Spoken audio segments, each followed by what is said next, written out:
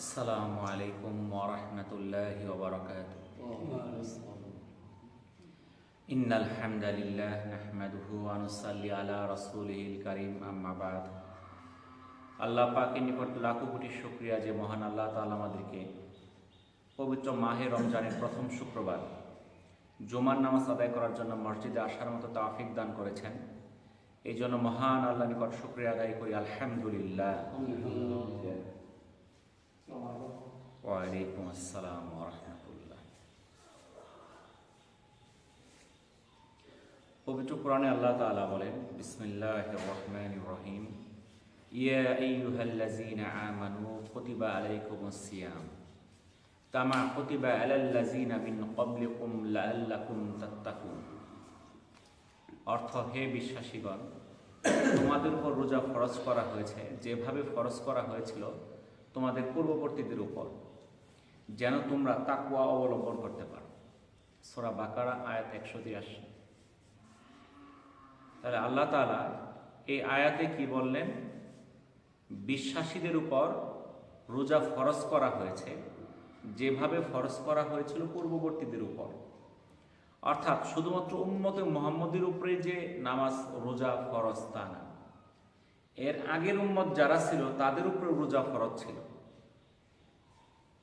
রোজা কেন ফরজ করা হয়েছে?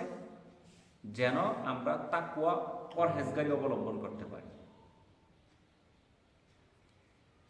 সূরা বাকারার 185 নম্বর আয়াতে আল্লাহ তাআলা বলেন, রমজান হলো সেই মাস যেই মাসে নাজিল করা হয়েছে কোরআন, যা মানুষের জন্য হিদায়াত এবং সত্য পথযাত্রীদের জন্য সুস্পষ্ট পথ নির্দেশ আর ন্যায় আর অন্যায়ের মাঝে পার্থক্যকারী।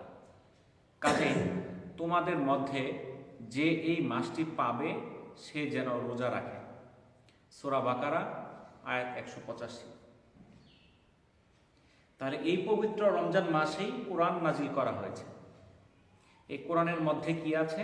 হিদায়াত, সৎ পথযাত্রীদের জন্য সুস্পষ্ট পথ নির্দেশ, ন্যায় আর অন্যায়ের পার্থক্যকারী।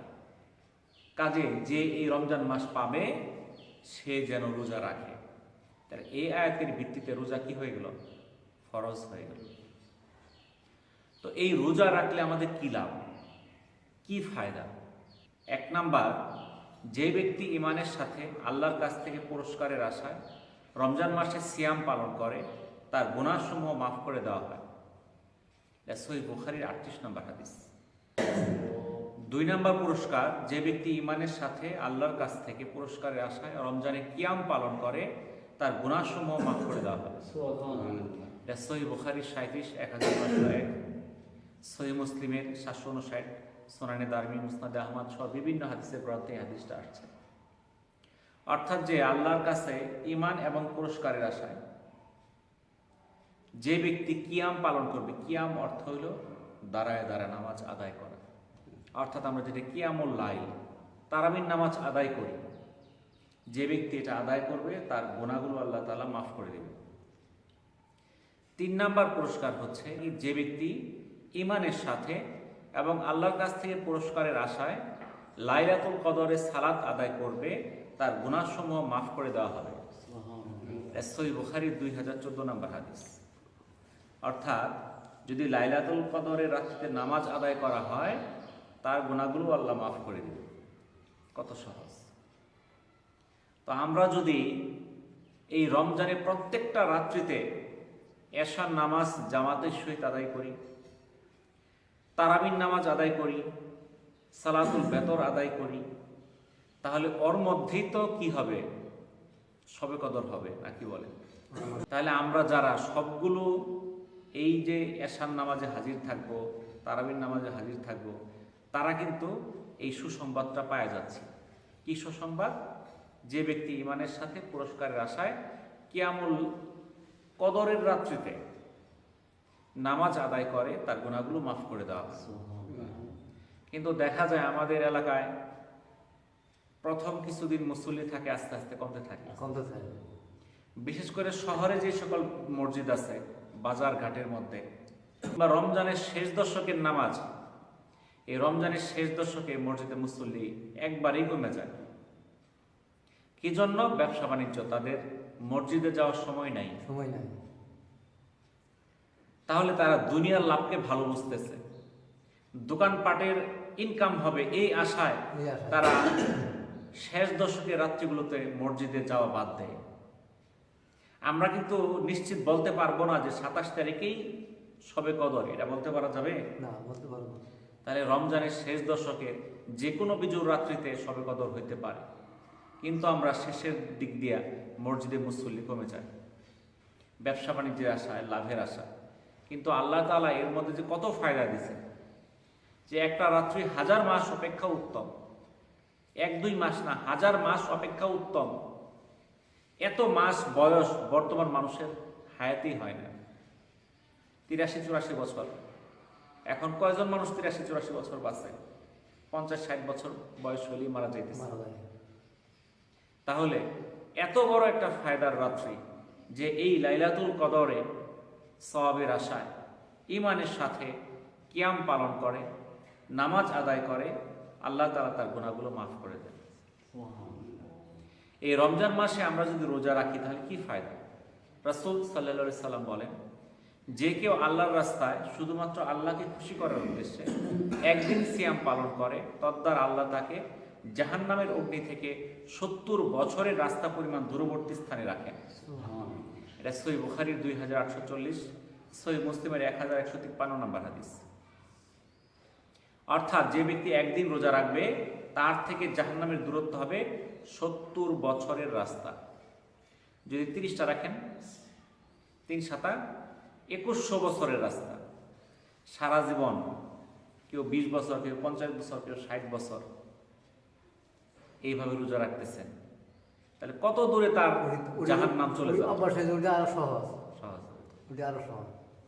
রাসূল সাল্লাল্লাহু আলাইহি সাল্লাম বলেন, মানব সন্তানের প্রতিটি নেক আমলের প্রতিদান 10 থেকে 700 গুণ পর্যন্ত বর্ধিত করা হয়ে থাকে। আল্লাহ তাআলা বলেন, সিয়াম শুধুমাত্র আমার জন্য, আমি এর প্রতিদান দিব। এটা সহিহ মুসলিমের 1151 নম্বর হাদিস। অর্থাৎ আমরা যে কোনো নেক কাজ করি, ভালো কাজ করি, এর সওয়াব 10 থেকে কয় গুণ বৃদ্ধি করা হবে? 700 গুণ। কিন্তু এই রমজানের যে সওয়াবটা, এটা গুণের কথা বলা হয় নাই, এটা স্বয়ং আল্লাহ তাআলা তাকে দান করবে। আমরা দুনিয়াতে দেখি, যদি আমরা কোনো কিছু পুরস্কার হই, স্কুল কলেজে ফার্স্ট সেকেন্ড হইলে পুরস্কার দেয়, প্রধান শিক্ষক কিংবা সভাপতি এরকম কেউ এসে পুরস্কার দেয়। কিন্তু পুরস্কারটা যদি প্রধানমন্ত্রী নিজ হাতে দেয়, তাহলে যে পুরস্কার পায় তার কাছে কি গর্ব অনুভব হয় না? তো দুনিয়ার প্রধানমন্ত্রী তো 5 বছরের জন্য, পরে 5 বছর থাকবে কি থাকবে না নিশ্চয়তা নাই, থাকতেও পারে, নাও থাকতে পারে। সমস্ত প্রধানমন্ত্রীর যে মালিক রব্বুল আলামিন, মহান আল্লাহ তাআলা, অনাদি অনন্ত, যিনি সারা বিশ্বের অধিপতি, তিনি যখন নিজ হাতে পুরস্কারটা দিবেন, সেই পুরস্কারটা অবশ্যই অনেক দামি হবে। যদি কম দামি পুরস্কার হয় তাহলে আল্লাহ তাআলার হাত দিয়ে দেওয়া এটা মানায় না। নিঃসন্দেহে এটার পুরস্কার অন্য সবকিছুর চেয়ে বেশি। এখন বলা যাইতে পারে যে রোজার মধ্যে এত পুরস্কার কেন, এটা এত মর্যাদা কেন? নামাজ পড়া সারা বছর পড়তে হয় 5 ওয়াক্ত, জাকাত দিতে হয়, কত কষ্টের টাকা দান করে দিতে হয়, হজ করতে টাকা লাগে 5-6-7 লাখ, এগুলোর পুরস্কার আল্লাহ তাআলা নিজ হাতে দিবেন না, রোজার পুরস্কার কেন নিজ হাতে দিবেন? আমরা দুনিয়াতে যত নেক আমল করি, সকল নেক আমল আল্লাহর খুশির জন্য করা যায়, লোক দেখানোর জন্য করা যায়। আর রোজা এটা লোক দেখানোর জন্য করা যায় না। কারণ আমি নামাজ পড়বো, মসজিদে আসবো, মানুষ আমাকে ভালো বলবে, বলবো তো বিরাট 5 ওয়াক্ত নামাজ পড়ে, 1 ওয়াক্ত নামাজ ছাড়ে না, তাই না? জাকাত দিলেও বিরাট লোকই, অনেক টাকা জাকাত দেয়, মানুষ প্রশংসা করবে। হজ করলে হাজি রাখবে, আল হাজ রাখবে, কত সুনাম, তাই না? কিন্তু রোজা রাখলে এটা লোক দেখানো না। আমি ইচ্ছা করলে দরজা বন্ধ করে খাইতে পারি, ইচ্ছা করলে পানির মধ্যে ডুব দিয়ে 1 ডুব খাইতে পারি, কিন্তু এরপর আমি খাইলাম না, আমাকে কেউ দেখবে না, দুনিয়ার কোনো মানুষ খোঁজ পাবে না আমি দরজা বন্ধ করে খাইলে। কিন্তু আমি আল্লাহকে ভয় পাইলাম, আমি দরজা বন্ধ করেও খাইলে আল্লাহ তাআলা আমাকে দেখবে, আমি পানির নিচে ডুব দিয়ে খাইলেও আল্লাহ তাআলা আমাকে দেখবে। এই যে যে আল্লাহর ভীতিটা, এই জন্য আল্লাহ তাআলা এই রোজার পুরস্কার নিজ হাতে দিবেন। রাসূল সাল্লাল্লাহু আলাইহি সাল্লাম বলেন, রমজান মাসে প্রত্যেক রাত্রে একজন ঘোষণাকারী এই বলে আহ্বান করতে থাকে, হে কল্যাণের অনুসন্ধানকারী, তুমি অগ্রসর হও, হে অসৎ পথের পথিক, তোমরা অন্যায় পথে পথ চলা বন্ধ করো। অর্থাৎ এই রমজানের প্রত্যেকটা রাত্রিতে আল্লাহ তাআলা একজন ঘোষণাকারী পাঠান, যে আমাদেরকে ডেকে ডেকে বলে, কল্যাণের অনুসন্ধানকারী যারা, তারা অগ্রগামী হও, অগ্রসর হও, আর যারা অসৎ কাজের পথিক, তোমরা অন্যায় পথে চলা বন্ধ করো। কিন্তু আমাদের দেখা যায় যারা অন্যায় পথে চলে, তারা মনে করে এই রমজান মাসটা অন্যায় করার সুবর্ণ সুযোগ। কি জন্য? এই রমজান মাসে মানুষ হাটে বাজারে কেনাকাটা করে, অনেক টাকা পয়সা নেওয়া যায়, অনেকেই এই ধান্দায় থাকে কি করে পকেট মার দিয়ে মানুষের টাকাগুলো নিবে। মানুষ যাতায়াত করে গাড়ি থেকে কি করে তাকে চেতনানাশক দিয়ে তার যা আছে সম্বল সব নিয়ে যাবে। ছিনতাই করে, রাহাজানি করে ঈদের আগে আগে। এটা বাড়ে না কমে? এটা কিন্তু বাড়ে, কমে না। কিন্তু আল্লাহ তাআলা আমাদেরকে ঘোষণাকারী দিয়ে বলতেছেন, তোমরা এই কাজগুলো করো না, যারা অন্যায়ের পথে আসো তোমরা সেই অন্যায়ের পথ চলা বন্ধ করো। কিন্তু আমরা সেই আদেশ না মেনে আমরা অন্যায়ের পথে আরো অগ্রসর হয়ে যাই।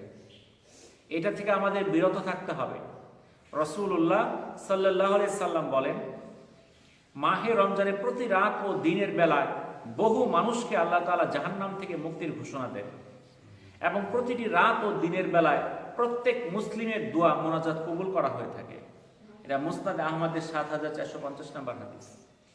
তাহলে এই যে রমজান, প্রত্যেকটা দিন প্রত্যেকটা রাত আল্লাহ তাআলা মানুষকে জাহান্নাম থেকে মুক্তির ঘোষণা দেন, আর মানুষের দোয়াগুলো আল্লাহ তাআলা কবুল করে নেন। তাহলে এই রমজান মাসে আমাদের বেশি বেশি দোয়া করতে হবে, লম্বা দোয়া করতে হবে, কারণ এই দোয়াগুলো আল্লাহ তাআলা কবুল করে নেন। রাসূল সাল্লাল্লাহু আলাইহি সাল্লাম বলেন, এমন অনেক রোজাদার আছে যার রোজা থেকে প্রাপ্তি হচ্ছে শুধু ক্ষুধা আর তৃষ্ণা। তেমনি কিছু নামাজি আছে, তাদের নামাজ তো হচ্ছেই না, শুধু যেন রাত জাগছে। অর্থাৎ সালাত ও সিয়াম সুন্নত তরিকায় না হয়, মিথ্যা, প্রতারণা ও পাপাচার পরিত্যাগ না করায় তাদের রোজা ও নামাজ কোনোটাই কবুল হচ্ছে না। এটা মুসনাদে আহমদের ৮,৮৪৩ নম্বর হাদিস। আল্লাহ রাসূল কি বললেন? এমন অনেক রোজাদার আছে যাদের রোজার থেকে প্রাপ্তি কি? ক্ষুধার তৃষ্ণা, এছাড়া কোনো ফায়দা নাই। কিছু মানুষ রাত্রি জাগতেছে নামাজ পড়ে পড়ে, কিন্তু রাত্রি জাগরণ ছাড়া তার কোনো ফায়দা নাই। কেন? সালাত আর সিয়াম সুন্নত তরিকায় হচ্ছে না, মিথ্যার মধ্যে, প্রতারণার মধ্যে, পাপাচারের মধ্যে জড়িত আছে। কথা বলতেছে মিথ্যা, মানুষের সঙ্গে প্রতারণা করছে। দেখবেন যে আমরা যারা ব্যবসায়ী আছি, ব্যবসায়ীরা মিথ্যা কথা বলতেছি, 10 টাকার জিনিস বানাই দিচ্ছি 20 টাকা। বললাম যে মার্কেটে বাইরে গেছে, মার্কেটে বাড়ছে 2 টাকা, আমি বাড়াই দিলাম 5 টাকা। তো আমার তো কথা ছিল মার্কেটে 2 টাকা বাড়ছে, আমি 2 টাকাই বাড়াবো, কিন্তু 2-এর জায়গাতে আমি 5 টাকা 10 টাকা বাড়াই দিলাম। আমি মিথ্যা বললাম, প্রতারণার আশ্রয় নিলাম। দেখা গেল ভালো জিনিস পচা জিনিস মিশাই আমি একসঙ্গে বিক্রি করতেছি, যেই জিনিসটা নষ্ট মানুষ খাইতে পারবে না সেটাও আমি চালাই দিচ্ছি। এই প্রতারণা করছি, মানুষের সঙ্গে ধোঁকা দেওয়া, সুদ, ঘুষ। যারা সুদ খায়, রোজার মাসে সুদ নেওয়া কি বন্ধ করছে? যে আমি সুদ দিছিলাম, রোজার মাসে সুদটা দিও না, এরকম কেউ বললে শুনছেন? এরকম ঘটনা নাই। যারা ঘুষ খায়, রোজার মাসেও খায়। তার দেখা যাচ্ছে যে এই যে মিথ্যা, পাপাচার, প্রতারণা পরিত্যাগ না করার কারণে তার রোজা থাকার ফায়দা হলো ক্ষুধার তৃষ্ণা, এর ছাড়া কোনো পুরস্কার তার কাছে আসবে না। এরকম ভাবে যারা নামাজ আদায় করছে তাদের জন্য রাত্রি জাগরণ ছাড়া আর কিছুই না। কেন? তারা সুন্নত তরিকায় রাত্রি জাগরণ করছে না, তারা তারাবির নামাজকে হাসি তামাশার খেলা শুরু করছে। এমন ভাবে তারা নামাজ আদায় করে যে কি পড়তেছে কিছুই বোঝা যায় না। রুকু থেকে, সিজদা থেকে উঠে সোজা হয়ে দাঁড়ানোর সময় পাওয়া যায় না। অনেক জায়গায় দেখবেন রুকু থেকে দাঁড়ায়া থাকা, 1 তাসবিহ পরিমাণ দাঁড়ায় থাকা হলো ওয়াজিব।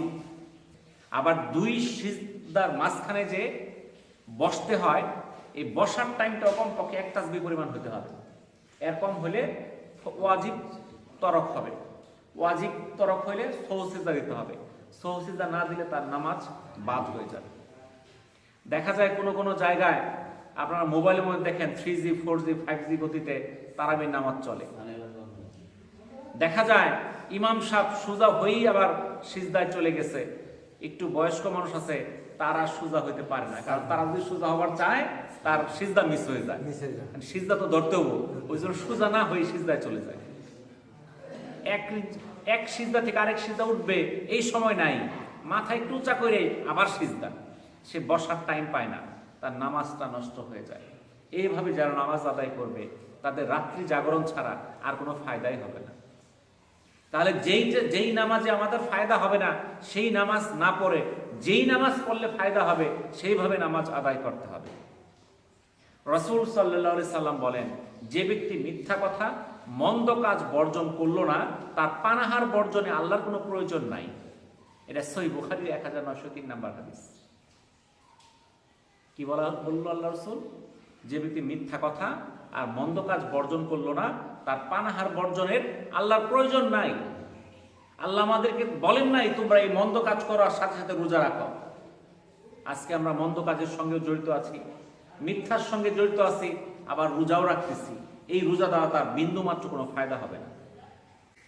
রাসূল সাল্লাল্লাহু আলাইহি সাল্লাম দুনিয়ার সকল মানুষ অপেক্ষা অধিক দাতা ছিলেন, আর রমজানে তার দানের হাত আরো প্রসারিত হতো।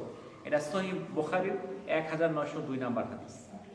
অর্থাৎ আল্লাহ রাসূল সবসময় দান করতেন, তার দানের হাত সবসময় লম্বা ছিল, কিন্তু রোজা আসলে আরো বেশি দান করতেন। এই জন্য রমজান মাস শুরু হয়ে গেছে, আজকে দ্বিতীয় রমজান। আমরা প্রত্যেকটা রমজানই যেন আমরা দান করি, একটা রমজান যেন আমাদের দান করা না মিস হয়ে যায়। আমরা যেভাবে দান করতে পারি, মসজিদ মাদ্রাসায় ফকির মিসকিন, আপনি ইফতারের আয়োজন করেন, মানুষকে খাওয়ান, আপনার সাধ্যমতো খাওয়ান, যেটুক পারেন। এমন না আপনার জমি বিক্রি করে খাওয়াইতে হবে তা না, আপনার সামর্থ্য আছে 10 টাকায় আপনি দান করেন, 10 টাকা জিনিসই খাওয়ান। যার সামর্থ্য আছে 500 টাকা সে 500 টাকা খাওয়াবে, যার 5 টাকার সামর্থ্য আছে 5 টাকায় দান করবে। কিন্তু দান করেন, প্রত্যেকটা দিন আপনি দান করেন, কারণ রমজান মাস শুরু হইলেই আল্লাহ রাসূলের দানের হাত আরো অধিক প্রসারিত হতো। আমরা এই সুন্নতটা আদায় করার চেষ্টা করি। রাসূল সাল্লাল্লাহু আলাইহি সাল্লাম বলেন, রোজা হলো ঢাল স্বরূপ। এটা সহিহ মুসলিমের 1151 এবং ইবনে মাজার 1639 নম্বর হাদিস। ঢাল কি? আগে যখন যুদ্ধ হতো তখন তীর ধনুক এগুলো দিয়ে যুদ্ধ হতো, বর্ষা এগুলো দিয়ে যুদ্ধ হতো। তখন যদি ঢাল থাকতো তার কাছে কি কোনো বর্ষা তীর এগুলো আঘাত করতে পারতো না। এরকম ভাবে এই রোজা হচ্ছে আমাদের জন্য ঢাল, সকল কিছুর বাধা। রাসূল সাল্লাল্লাহু আলাইহি সাল্লাম বলেন, তোমরা সাহরি খাও, কারণ সাহরিতে বরকত রয়েছে। এটা সহিহ বুখারীর 1923 নম্বর হাদিস। তাহলে আল্লাহ রাসূল আমাদের সেহরি খাওয়ার জন্য আদেশ করলেন, কারণ কি এটার মধ্যে বরকত আছে। আল্লাহ রাসূল বলেন, আমাদের রোজা এবং আহলে কিতাবীদের রোজার মধ্যে পার্থক্য হচ্ছে সেহরি খাওয়া। আমরা সেহরি খাই আর তারা খায় না। এটা সহিহ মুসলিমের 1096 নম্বর হাদিস। অর্থাৎ ইহুদি যারা, নাসারা যারা, ওরাও কিন্তু রোজা রাখে, কিন্তু তারা সেহরি খায় না। তাহলে আল্লাহ রাসূল বলছেন তাদের সঙ্গে বৈসাদৃশ্য করো, তারা সেহরি খায় না, আমরা সেহরি খাই। এটা হচ্ছে আমাদের রোজার পার্থক্য। সেহরির মধ্যে রয়েছে বরকত। অনেকে আলসামি করে, ঘুমাই নেবে 12টার সময়, খায় কি উঠতাম না, থাক এক খাওয়াই হয়ে গেল। এটা না, আমাদের সেহরি খাইতে হবে, সেহরির মধ্যে বরকত রয়েছে। রাসূল সাল্লাল্লাহু আলাইহি সাল্লাম বলেন, আমার উম্মত কল্যাণের মধ্যে ততদিন থাকবে যতদিন সময় হওয়ার সাথে সাথে ইফতার করবে এবং শেষ ওয়াক্তে সেহরি খাবে। এটা মুসনাদ আহমদের 5ম খণ্ডের 174 নম্বর হাদিস। অর্থাৎ আল্লাহ রাসূল বলেন, আমার উম্মতেরা ততদিন পর্যন্ত কল্যাণের মধ্যে থাকবে। কতদিন? যতদিন তারা ইফতার খুলবে দ্রুত, তাড়াতাড়ি, সঠিক সময়ে, যে সময় হওয়ার সাথে সাথে ইফতার করে এবং শেষ ওয়াক্তে সেহরি খায়। তাহলে আমরা যদি রাত 12টার সময় সেহরি খাই, হইল? সেটা খাইতে হবে শেষ ওয়াক্তে, সময়ের কাছাকাছি, যখন শেষ দিকে। আর ইফতার করতে হবে ওয়াক্ত হওয়ার সাথে সাথে। কিন্তু আমাদের মধ্যে কেউ কেউ আছে কয় না একটু পরে খায়, সারাদিন রয়েছে আর 2 মিনিট থাকাইতাম না, আজানটা শেষ হোক, দিন হলো কি দেখা যায় নাকি কন এরকম করে না কেউ, একটু অন্ধকার হোক, আমি সারাদিন থাকতে পারছি আর 5 মিনিট থাকতে পারবো না, সে পর খাজগারি দেখাইলো না, সে গুনার কাজ করবে। ওয়াক্ত হওয়ার সাথে সাথে তার কি করতে হবে? ইফতার করতে হবে। আমাদের শেরপুর জেলার জন্য ইসলামিক ফাউন্ডেশন ঢাকা থেকে একটা সূচি দিছে, জেলা প্রশাসন থেকে সূচি দিছে, নকলা উপজেলা প্রশাসন থেকে সূচি দিছে, কিন্তু আমরা ওই সূচি না দেখা আরো 3-4 মিনিট পরে আজান দেই নামাজের আরো 3-4 মিনিট পরে ইফতার করলাম। এটা কি সঠিক হইল নাকি? সঠিক হইল না। তাহলে সরকার কি ভুল দিছে সূচিটা? ইসলামিক ফাউন্ডেশন থেকে যেটা সরকার দিল, এই উপজেলা পরিষদ থেকে যেটা দিল, সেটা কি ভুল হচ্ছে? ভুল না, ওটাই সঠিক। তাহলে আমরা নতুন করে আরো বাড়াইলাম টাইম, না 8 করে চলতো, ঠিক না, আরো 2-3 মিনিট পরে করবো, এটা গুনার কাজ হয়। আঙ্গাটাই বল, এটাই তো কইলাম, একটা হলো মন মতো, একটা হলো সরকারি। সরকারি যেটা দিচ্ছে সঠিক, সরকার যারা এটা করছে ওরা তো আলেম ওলামাদেরকে নিয়েই করছে, ঠিক আছে, ওই তো একলা একলা করে নাই। তাহলে সরকার থেকে যেটা দিচ্ছে ওটাই আমরা দিছি। তো যাই হোক, আর ই সেহরি করতে হবে কোন সময়? শেষ সময়। এখন কেউ শেষ সময় আজান দিলে শুরু করবো, তাহলে চলবো না? চলবো না।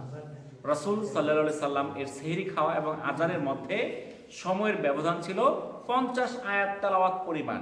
এটা সহিহ বুখারীর 1921, সহিহ মুসলিমের 1096 নাম্বার হাদিস।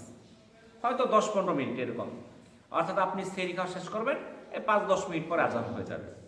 কিন্তু এর মানে এই না আজান শেষ হইতেছে আর আপনি খাইতেছেন। আপনি ওইভাবে খাবেন যেন আজান শুরু হওয়ার 10-15 মিনিট আগেই খাওয়াটা শেষ হয়ে যায়, ঠিক আছে? সেহরি আজান দেওয়ার আগ পর্যন্ত খাওয়া যাবে, যতক্ষণ পর্যন্ত, আবার এখানে কিন্তু আজান যে দেওয়া হয়, আজান দেওয়া হয় 5:16, সেহরি শেষ হয় 5:13, অর্থাৎ আজানের 3 মিনিট আগে খাওয়া বন্ধ করে দিতে হবে।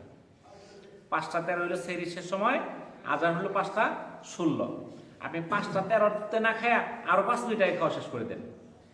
কিন্তু এখন সুন্নত শুনছেন যে শেষ সময় খাওয়া, তাহলে আজান দিলে পরে খাওয়া শেষ করবো, এটা ঠিক না, ঠিক আছে তো? কারণ এখন তো আমাদের ঘড়ি আছে, এখন একজন সজাগ পাইছে না, ওই তাড়াহুড়া করে খাইলো, ওটা আলাদা জিনিস। আজানের আগ পর্যন্ত খাইলো সমস্যা নাই, কারণ আজান হওয়ার আগ পর্যন্ত খাইতে পারবে, কিন্তু আমরা 5-10 মিনিট আগেই খাওয়া শেষ করে দিব ইনশাআল্লাহ।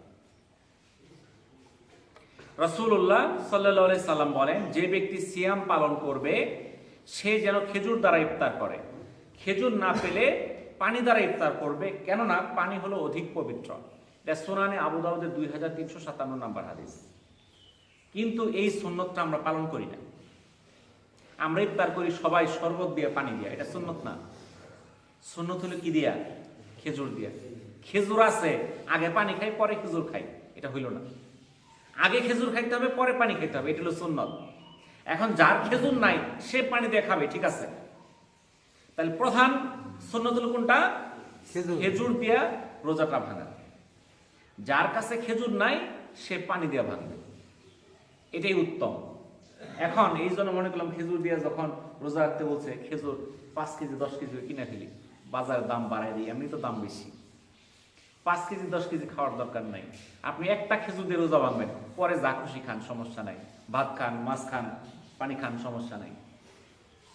আপনি একটা না খান, এক খেজুরে 4 টুকরা করে খান, তাও সুন্নত আদায় হবে।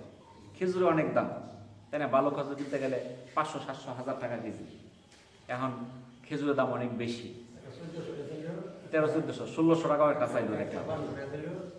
তো এই যে খেজুরের দাম বেশি, আমরা এত না কিনা, কমাই কিনি। আমরা কম কিনা, আমরা অল্প অল্প করে সুন্নত আদায় করলাম, আমাদের সওয়াব হয়ে যাবে। রাসূল সাল্লাল্লাহু আলাইহি সাল্লাম বলেন, রমজান শুরু হলে জাহান্নামের দরজাগুলো বন্ধ হয়ে যায়। সহিহ বুখারী 1898 নাম্বার হাদিস। তাহলে রমজানকে উপলক্ষ করে আল্লাহ তাআলা কি করছেন? জাহান্নামের দরজাগুলো বন্ধ করে দিয়েছেন। তাহলে কত বড় সৌভাগ্যের বিষয়। অন্য হাদিসে আল্লাহ রাসূল বলেন, রমজান শুরু হলে জান্নাতের দরজাগুলো খুলে দেওয়া হয়। সহিহ বুখারী 1899 নাম্বার হাদিস। তাহলে এই যে দরজা খুলে দেওয়া হইল, এই দরজায় প্রবেশের জন্য আমাদের আমল করতে হবে। খালি খোলা থাকলে আমি প্রবেশ করতে পারবো না, আমার আমল করতে হবে। রাসূল সাল্লাল্লাহু আলাইহি সাল্লাম বলেন, এই রমজানে প্রত্যেক মুসলমান আল্লাহর সমীপে যে দোয়া করে তাই মঞ্জুর হয়ে যায়। এটা মুসনাদে আহমদের 2য় খণ্ডের 254 নম্বর হাদিস।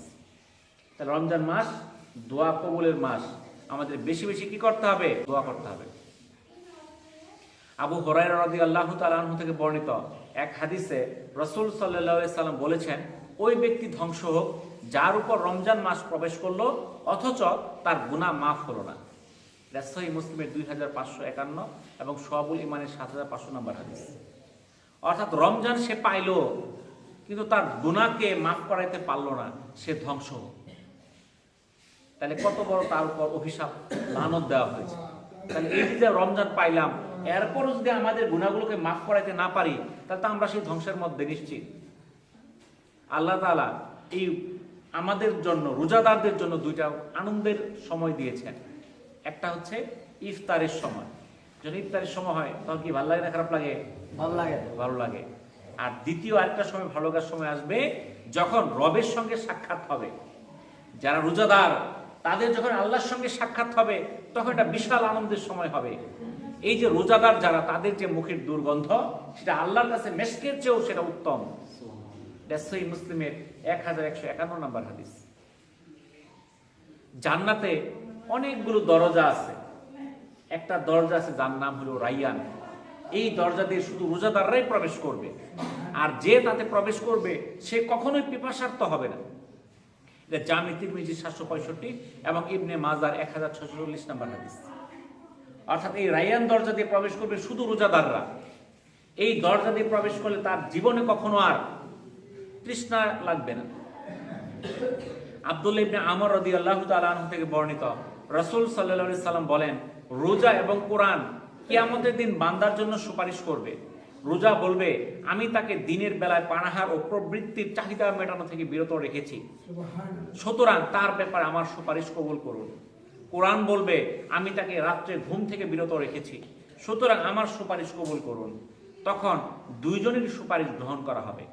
এটা মুসনাদ আহমদের 6599, তাবরানী সহ বিভিন্ন হাদিসের গ্রন্থে হাদিসটা আসছে। তাহলে এই রোজা এবং কোরআন এই 2টা মানুষের জন্য কিয়ামতের দিন বান্দার জন্য সুপারিশ করবে। রোজা কি জন্য সুপারিশ করবে? এই রোজা আমাদেরকে পানাহার এবং প্রবৃত্তির চাহিদা থেকে বিরত রেখেছে। আর কোরআন তিলাওয়াতের কারণে কি আমাদের রাত্রির ঘুম, এটা থেকে আমরা বিরত থেকেছি। এই 2টার যে সুপারিশ, এই 2টার সুপারিশে আল্লাহ তাআলা কবুল করবে। কিন্তু আজকে আমরা কোরআন শরীফ তিলাওয়াত করার সময় নেই। কথা সত্য না মিথ্যা? কোরআন তিলাওয়াত করে এরকম লোক পাওয়া কঠিন। আগের যুগে, বেশি দিন আগের কথা না, এটা আমার বয়সে আমি দেখছি, আপনারাও দেখছেন, যে প্রত্যেকটা ঘরের মধ্যে সকালবেলা কোরআন তিলাওয়াতের শব্দ পাওয়া যেত। আর এখন কোন জায়গায়, ঘরে বাইরে মসজিদেও কোরআন তিলাওয়াতের শব্দ পাওয়া যায় না। এখন আমি দেখি না যে মসজিদের মধ্যে বসে মানুষ কোরআন তিলাওয়াত করতেছে। হয়তো যেখানে খতমে তারাবি হয়, 2জন হাফেজ আছে, ওরা বসে বসে পড়ে, আর আমার দৃষ্টিতে পড়ে না। তো আমাদের এই কোরআন তিলাওয়াত করতে হবে। যারা কোরআন তিলাওয়াত করতে পারে না, কোরআন তিলাওয়াত করার শিক্ষা করি। আমরা কোরআন পড়ার শিক্ষা করি। যারা পারি তারা আমরা তিলাওয়াত করার চেষ্টা করি, প্রত্যেক দিন চেষ্টা করি। এই যে রমজান মাস, এই সময় আমরা যে কোনো সময় আমরা সারাদিন বসা থাকি, কোনো কাজ নাই, আমরা ইচ্ছা করলে কোরআন তিলাওয়াত করতে পারি, কিন্তু আমরা করি না। যারা পারি না তারা আমরা শেখারও চেষ্টা করি না। আমরা মনে করি পাই না, শয়তান তো বলে দিচ্ছে যে না পাইলে সব মাপ। এটা কার কথা? এটা শয়তানের কথা, কোনো আলেমের কথা নেই, এটা শয়তানের কথা। না পাইলে কি, না জানলে সব মাপ। আল্লাহ আমাকে সব জানার জন্য দুনিয়াতে পাঠাইলো, আমি সব জানতে পারলাম, আমি নামাজ রোজা এগুলা শিখলাম না, কোরআন কেমনে পড়তে হয় এটা শিখলাম না। আমাকে দুনিয়ার মধ্যে খালি এই কৃষি জমি, খেত খামার, ঘর বাড়ি, চাকরি বাকরি, ব্যবসা বাণিজ্য, এটার জন্য পাঠাইছে? জিন আর ইনসান, এই 2টা সম্প্রদায়কে আল্লাহ তাআলা সৃষ্টি করছে মানুষের ইবাদতের জন্য। আর আমরা সেগুলো রাইখা আমরা দুনিয়ার কাজে ব্যস্ত হয়ে গেলাম। আমরা কোরআন তিলাওয়াত থেকে দূরে চলে গেলাম। আমাদের কোরআন তিলাওয়াত করতে হবে, কোরআনের অর্থ বুঝতে হবে, সেই অনুযায়ী আমল করতে হবে। আর নয়তো আমাদের হিসাব দিতে হবে। আপনি শিখলেন না, এটার জন্য আপনি বেঁচে যাবেন না, বাঁচতে পারবেন না, কোনো উপায় নেই বাঁচার। আমাদের শিখতে হবে, কারণ নামাজ রোজা এটা যেরকম ফরজ, এলমে দ্বীন শিক্ষা করাও সেই একইভাবে ফরজ। তাহলে আমাদের সেই এলমে দ্বীন শিক্ষা করতে হবে, কোরআন শিক্ষা করতে হবে। আবু হুরায়রা রাদিয়াল্লাহু তাআলা আনহু থেকে বর্ণিত, রাসূল করিম সাল্লাল্লাহু আলাইহি সাল্লাম বলেন, 3 ব্যক্তির দোয়া ফিরিয়ে দেওয়া হয় না। 1 নাম্বার পিতার দোয়া, 2 নাম্বার রোজাদারের দোয়া, 3 নাম্বার মুসাফিরের দোয়া। বাইহাকির 3য় খণ্ডে 345 এবং সিলসিলা সহিহার 1797 নাম্বার হাদিস। তাহলে আল্লাহ তাআলা 3টা ব্যক্তির দোয়া কি করেন না, ফিরিয়ে দেন না। 1 নাম্বার পিতার দোয়া, পিতাকে সন্তুষ্ট রাখতে হবে। 2 নাম্বার রোজাদারের দোয়া, রোজাদার যে দোয়া করে সেই দোয়াটা আল্লাহ কবুল করে নেয়। তাহলে আমরা এই যে সকাল থেকে আমরা সুবে সাদেকের আগে সেহরি খাইছি, আমরা এই যে ফজর থেকে আর চলতেছি, আমাদের এখন যত দোয়া আল্লাহ তাআলা কবুল করবে। ইফতার পর্যন্ত, ইফতার এক মুহূর্ত পর্যন্ত আমরা দোয়াগুলো করতে থাকবো, এই দোয়াগুলো আল্লাহ তাআলা কবুল করবে। 3 নাম্বার মুসাফির, তার দোয়াগুলো আল্লাহ তাআলা কবুল করে। রাসূল সাল্লাল্লাহু আলাইহি সাল্লাম বলেন, তোমাদের মধ্যে যে ব্যক্তি সিয়াম পালন করবে সে যেন অশ্লীল আচরণ এবং চেঁচামেচি করা থেকে বিরত থাকে। যদি কেউ তাকে গালি দেয় বা তার দিকে মারমুখী হয়ে আসে, সে যেন বলে আমি রোজাদার। এটা সহিহ মুসলিমের 1151 নাম্বার হাদিস। দেখবেন যে রোজার মধ্যে মাথা গরম হয়ে যায়, বিভিন্ন হাটে বাজারে ঝগড়া বাজে। কালকে প্রথম রোজা ছিল, দেখছি আমার দোকানের সামনেই শুরু হয়ে গেছে। এটা বিভিন্ন জায়গায় হয়, মাথা গরম রোজা রাখছি। কিন্তু আল্লাহ তাআলা আল্লাহ রাসূলের মধ্যে জানাই দিল, যে রোজা রাখে সে যেন অশ্লীল আচরণ, মন্দ আচরণ এবং চেঁচামেচি থেকে বিরত থাকে। কিন্তু আমরা এটার মধ্যে রোজা থাকলে আমাদের মাথা হট হয়ে যায়, ইফতার বানাইতে দেরি হইলে আমাদের মাথায় আমরা গোলমাল হয়ে যায়, ধমকাধমকি শুরু করি কর্মচারীর উপরে, কাজের লোকের উপরে, বাড়িতে যারা আছে তাদের উপরে। এটা কেন করেন আপনি? আপনি রোজাদার, সেও তো রোজাদার। আপনার যদি ইফতার বানাই দিতেছে, সে তো রোজা রেখেই বানাইতেছে। তো আপনার একটু সমস্যা হলে আপনি চেঁচামেচি শুরু করে দিলেন, আপনার কাজকর্মে ব্যাঘাত ঘটলে আপনি চেঁচামেচি শুরু করলেন। এটা ইসলামের বিধান না। রোজাদার যে, তাদের প্রতি ইহসান করতে হবে। আপনার দোকানে কর্মচারী আছে, তাকেও আপনি একটু ইহসান করেন, তার কাজটা একটু সহজ করে দেন, কারণ সে রোজাদার। রাসূল সাল্লাল্লাহু আলাইহি সাল্লাম বলেন, তোমরা রমজানের শেষ দশকে শবে কদর খুঁজো। এটা সহিহ বুখারীর 2027, সহিহ মুসলিমের 1167 নাম্বার হাদিস। তাহলে রমজানের শেষ 10 দিন শবে কদর খুঁজতে হবে। আমরা শুধু 27 রমজান খুঁজলে হবে না। কোন দিন? রমজানের শেষ 10 দিন। যদি কেউ নিশ্চিত শবে কদর পাইতে চায়, তাদের একটা সুবিধা আছে। রাসূল সাল্লাল্লাহু আলাইহি সাল্লাম বলেন, যে ব্যক্তি আল্লাহ তাআলার সন্তুষ্টির উদ্দেশ্যে একদিন ইতিকাফ করবে, আল্লাহ তাআলা তার এবং জাহান্নামের মধ্যে 3 খন্দক দূরত্ব সৃষ্টি করে দিবেন। অর্থাৎ আসমান ও জমিনের দূরত্ব অধিক বৃদ্ধি করে দিবেন। এটা সোয়াবুল ইমানের 3065 নাম্বার হাদিস। যদি কেউ রমজানের শেষ 10 দিন ইতিকাফ করে, তাহলে তার জন্য এই যে শবে কদর, এটা নিশ্চিত। কারণ শেষ দশকের মধ্যেই কি হবে? শবে কদর হবে। আর 10 দিন ইতিকাফে তো রয়ে গেলেন, তাহলে তার জন্য কি শবে কদর নিশ্চিত পাবে। আমরা 10 দিন ইতিকাফ করছি, এরকম লোক পাওয়া খুব কঠিন। এই মসজিদে কত বছর ছিল? পোলাপান যারা আছে, ওদের উপরে নামাজ রোজা ফরজ হয়েছে কিনা। যদি ফরজ যাদের উপরে হয়েছে, তারা যদি ইতিকাফ করে তাহলে হবে। আর বাকি যেটা হবে তাদেরটা ওই যে সুন্নতে মুআক্কাদা যে ওইটা আদায় হবে না। বুঝতে পারছেন? এখন পোলাপানের বয়সটা মাত্র আছে, ধরেন এই যে একটা ছোট বাচ্চা, এই যে হজ করে, এর হজ হবে, কিন্তু ফরজ হজ আদায় হবে না। এর বয়স যখন সাবালক হবে, তখন যদি তার সামর্থ্য হয়, আবার হজ করতে হবে। বুঝতে পারছেন কিছু? যার উপরে ইসলামিক বিধানগুলো ফরজ হয়েছে, সে যদি ফরজিয়ত আদায় করে হবে। এই যে শেষ 10 দিন ইতিকাফে থাকা, এটা হলো প্রত্যেকটা মসজিদের মধ্যে সুন্নতে মুআক্কাদায়ে কিফায়া। অর্থাৎ যদি এখানে কয়েকজন লোক এখানে আদায় করে, বাকিরা গুনাহ থেকে বেঁচে যাবে। যদি একজনও এখানে ইতিকাফ না করে, সমস্ত মহল্লাবাসী গুনাহগার হবে। আর যদি 2-4 জন করে, সব পাবে 2-4 জনেই, বাকিরা গুনাহ থেকে বাঁচবে। আবার এটা মনে করেন না ওই 2 জন করলে আমরা সব পাবো, অন্যরা সব পাবে না। যে ইতিকাফ করবে সেই সব পাবে, অন্যরা গুনাহ থেকে বাঁচবে। বুঝছেন তো? তাহলে ইতিকাফের নিয়ত আগেই করে ফেলেন। রমজানের শেষ 10 দিন ইতিকাফ করা, আল্লাহ রাসূল এই আমলটা কখনো ছাড়েন নাই। এবং সর্বশেষ রোজায় তিনি 20 দিন ইতিকাফে ছিলেন। আর রমজানের শেষ দশকে আমাদের বেশি বেশি দোয়া করতে হবে, আল্লাহুম্মা ইন্নাকা আফুউন তুহিব্বুল আফওয়া ফাফু আন্নি। অর্থাৎ, হে আল্লাহ, নিশ্চয় আপনি পরম ক্ষমাশীল এবং ক্ষমা করতে ভালোবাসেন, সুতরাং আমাকে ক্ষমা করে দিন। এই জন্য আমরা রমজান মাসে বিশেষ করে শেষ দশকে এটা বারবার বলবো, শত শতবার পড়বো, আল্লাহুম্মা ইন্নাকা আফুব্বুন তুহিব্বুল আফওয়া ফাফু আন্নি। এই দোয়াটা আমরা বেশি বেশি পড়বো। তো রমজান শুরু হয়েছে, আমাদের দেখা যাবে আস্তে আস্তে শেষ হয়ে যাবে।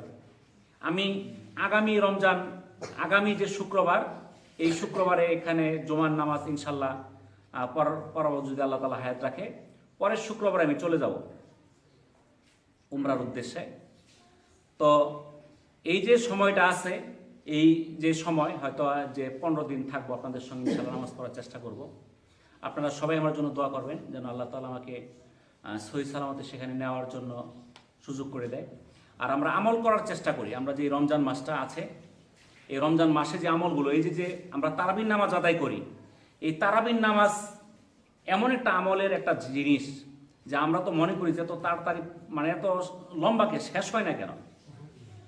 যখন আমি এর আগেও কয়েক রোজায় আমি মক্কাতে ছিলাম, আমি মদিনাতে কখনো তারাবি পড়ি নাই। এবার নিয়ত করছি মদিনাতে তারাবি পড়ার, যার জন্য আমি ওইভাবে প্ল্যান করছি যেন মদিনাতে যাই আমি তারাবি আদায় করতে পারি। তো ওখানে নামাজ যখন শুরু করে মনে হয় যে নামাজ শুরু হয়েছে, শেষ যেন না হয়, এমনভাবে তিলাওয়াত করে মনে যে শুনতেই থাকি। ঘন্টার পর ঘন্টা চলে যায়, 3 ঘন্টা 4 ঘন্টা চলে যায়, নামাজ চলতেই থাকে, মানুষ নামাজ আছে, নামাজের মধ্যেই থাকে। আর এত সুন্দর তেলাওয়াত, মানুষ শুনতেই থাকে। আল্লাহ রসুল যখন নামাজ আদায় করতেন, তিলাওয়াত করতেন, এই তিলাওয়াত করার জন্য কাফির যারা ছিল তারাও শুনতে আসতো, তারা শুনতো, তিলাওয়াত শুনতো। এত সুমধুর কণ্ঠে আল্লাহ রসুল তিলাওয়াত করতেন। এই তিলাওয়াত শোনার জন্য কাফির যারা ছিল, মুশরিক যারা ছিল, তারা চলে আসতো। তো শুনতে শুনতে কোন সময় যে ফজর পার হইয়া মানে আলোকিত হয়ে গেছে দিন, এটা তারা টের পাইতো না। তখন দেখতো সব কাফেররা চারদিকে, ব্যাপার কে, তুমি এনে আসতো কে? তখন তো সবার মনটা ছোট হয়ে গেল। এই আমি তিলাওয়াত শুনতে এসে পড়ছি, বললো যা, কালকে আর কেউ আসবো না, কালকে আমরা কেউ আসবো না, এটা বলে তারা চলে গেল। পরের দিন দেখা গেছে আবার হাজির। এই তিলাওয়াতের এত একটা কিয়াস ছিল, আকর্ষণ ছিল, এত সুন্দর সুমিষ্ট কণ্ঠে আল্লাহ রসুল তিলাওয়াত করতেন।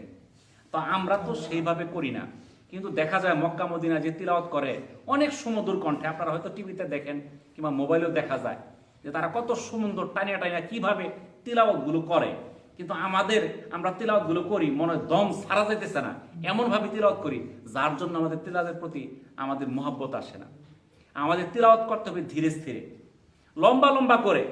যদিও আমি 1 ঘন্টার মধ্যে নামাজ শেষ করি, কিন্তু আরো লম্বা করলে হয়তো মুসলিম কমে যাবো, এই ভয়ে হয়তো করি না। কিন্তু এই 1 ঘন্টার জায়গা যদি 1.5 ঘন্টা নামাজটা হইতো তাহলে আরেকটা সুন্দর হইতো, তাই না? কারণ এই রোজার মাস, এই বছর পাইছি, আগামী বছর পাবো, নিশ্চয়তা আছে? কেউ নিশ্চয়তা দিতে পারবেন না। গত বছর এখানে রোজার মধ্যে তারাবি আদায় করছে, এরকম ছিল, কিন্তু অনেকেই আছে, আজকে নাই। এরকম ভাবে আজকে আমরা যারা আছি, আগামী বছর অনেকেই থাকবো না, সেটা আল্লাহ তাআলাই ভালো জানে। এই যেন এই রমজান মাসটাকে আমরা গনিমত হিসেবে গ্রহণ করি, এই রমজান মাসটাকে আমরা মনে করি কল্যাণের মাস, লাভের মাস, এখান থেকে আমরা যত বেশি ইনকাম করতে পারি। কিন্তু আজকেও দেখেন আজান হওয়ার পরেও 15-20 মিনিট যায়, মসজিদে মানুষ নাই। আজকে আমাদের কি কাজ ছিল বলেন তো দেখি? আমার তো মনে হয় যে ক্ষেত কাজের জন্য কেউ দেরি করছেন এরকম না, হয়তো 2-1 জনে থাকতে পারে, 2-1 জনের ক্ষেতের হয়তো এটা আসতে দেরি হয়েছে। আর বাকিরা ঘরের মধ্যে বসেছিলাম, দোকানপাট নাই, চাকরি নাই, ব্যবসা নাই, সবকিছুই বন্ধ। এরপর আমরা আসি, যখন খুতবা দিবে তখনই আমরা যাব, এর আগে যাব না। তাহলে এই যে আল্লাহ তাআলার কাছে যে পুরস্কারের মাস আমাদের জন্য আল্লাহ তাআলা দিল, আমরা যদি না নেই, জোর করে আল্লাহ দিবে? এই পুরস্কার তো আমার দরকার, আল্লাহর তো দরকার নাই। তাহলে আমার যদি পুরস্কারের দরকার থাকে, আমাকে সঠিক সময় মসজিদে আসতে হবে, মসজিদে আজান হওয়ার আগে আসতে হবে। আমি আজান হওয়ার আগে আসব, আমরা 2 রাকাত, আমরা মসজিদে প্রবেশের যে নামাজ আছে, এই 2 রাকাত নামাজ পড়া তারপরে আমরা সামনে বসবো, আলোচনাগুলো শুনবো। যতক্ষণ আমরা নামাজের উদ্দেশ্যে এখানে বসবো, আমাদের আসার উদ্দেশ্য কি? নামাজ আদায় করা। যে ব্যক্তি নামাজ আদায়ের জন্য মসজিদে যতক্ষণ অবস্থান করবে, সে যতক্ষণ থাকবে তার সেই সময়টাকে নামাজের মধ্যেই গণ্য করা হবে। অর্থাৎ আপনি যদি 1 ঘন্টা আগে আসেন, তাহলে 1 ঘন্টা নামাজ পড়লে আপনি যে সওয়াব পাইতেন, এখানে 1 ঘন্টা বসে আছেন, একই সওয়াব পাবেন। তাহলে এত পুরস্কার থাকা সত্ত্বেও আমরা আসতে পারি না। শয়তানকে কিন্তু বাইন্ধা রাখছে, কিন্তু আমাদের মনের মধ্যে শয়তান এমন বাসা বানাইছে, আমাদের মন চায় না এই ভালো কাজে আসার জন্য, মন্দ কাজে আমরা ঠিকই যায় থাকি। কিন্তু ভালো কাজে আমাদের আসতে বাধা দেয়, আমাদের এটা যেন না হয়। আমরা চেষ্টা করি এই রমজান মাসটা গনিমত হিসেবে আমরা আমল করার জন্য, সবগুলো রোজা রাখার জন্য, কিয়ামুল লাইল বেশি করে দান করা, আল্লাহর হুকুমগুলো মেনে চলা, আমরা কোরআন তিলাওয়াত করার চেষ্টা করি। আল্লাহ তাআলা আমাদেরকে হিদায়াত দান করুন। আমরা যে আলোচনাগুলো করলাম আল্লাহ তাআলা আমাদের আমল করার তৌফিক দান করুন। ওয়া আখিরু দাওয়ানা আনিল হামদুলিল্লাহি রাব্বিল আলামিন। আসসালামু আলাইকুম ওয়া রাহমাতুল্লাহি ওয়া বারাকাতুহু।